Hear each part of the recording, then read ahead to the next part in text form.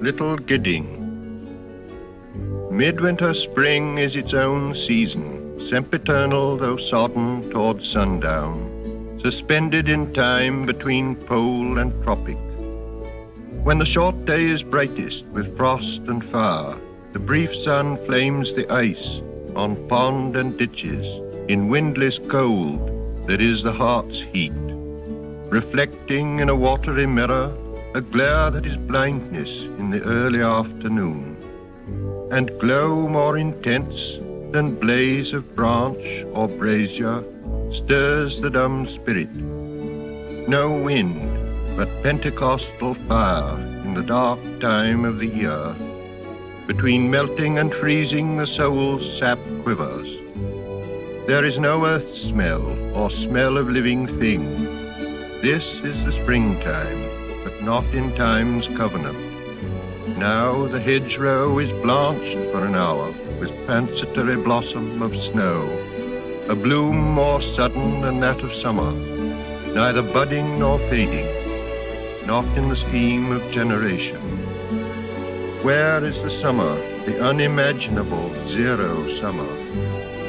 You came this way, taking the route you would be likely to take, from the place you would be likely to come from. If you came this way in Maytime, you would find the hedges white again in May with voluptuary sweetness. It would be the same at the end of the journey if you came at night like a broken king.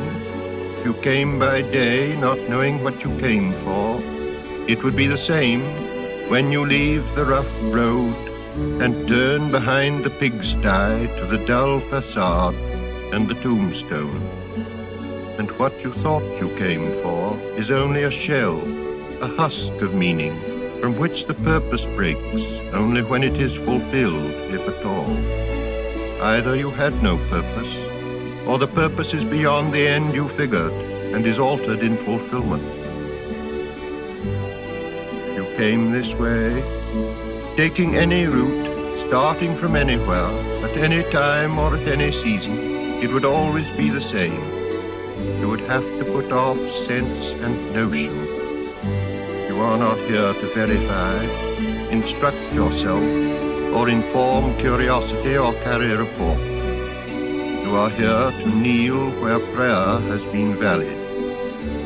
And prayer is more than an order of words, the conscious occupation of the praying mind, or the sound of the voice praying. And what the dead had no speech for when living, they can tell you being dead. The communication of the dead is tongued with fire beyond the language of the living.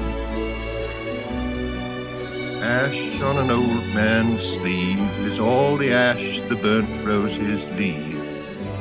Dust in the air suspended marks the place where a story ended. Dust in-breathed was a house, the wall, the wainscot, and the mouse.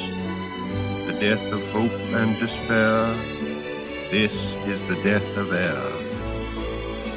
There are flood and drought over the eyes and in the mouth, dead water and dead sand contending for the upper hand. The parched, eviscerate soil gapes at the vanity of toil, laughs without mirth. This is the death of earth. Water and fire succeed the town, the pasture, and the weed. Water and fire deride the sacrifice that we denied. Water and fire shall rot the marred foundations we forgot of sanctuary and choir. This is the death of water and fire.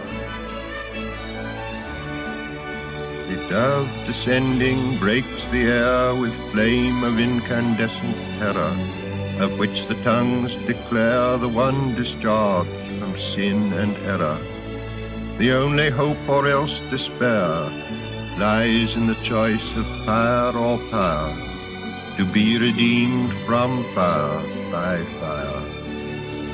Who then devised the torment? Love. Love is the unfamiliar name behind the hands that wove the intolerable shirt of flame which human power cannot remove. We only live only suspire, consumed by either fire or fire.